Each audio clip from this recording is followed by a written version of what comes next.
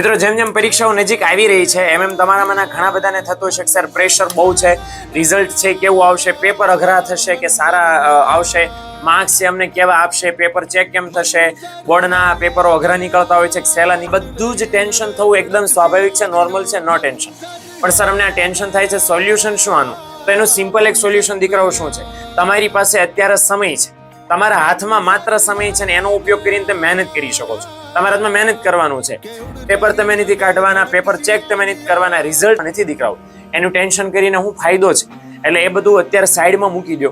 આટલા ઓછા દિવસોમાં કઈ રીતે તૈયારી કરી શકાય, કેટલી મહેનત કરી શકાય, કેટલું પાકું કરી શકાય એના ઉપર ફૂલ ફોકસ કરો. આઈ એમ વેરી શ્યોર કે જે તમે પરિણામની ઈચ્છા રાખો છો એના કરતાં ક્યાંય ઘણું સારું આવશે. બાકી જો ટેન્શન લેવા જશો તો ક્યાંય તમારો મેળ નહીં આવે. એટલે 100%ની વાત છે. ભગવાન કૃષ્ણએ પણ શ્રીમદ ભગવદ્ ગીતામાં કીધું છે કે ભાઈ કામ કરો ને યાર, કામ કરશો, કામમાં પૂરેપૂરું મન લગાવી દો, બોર્ડની પરીક્ષામાં સારા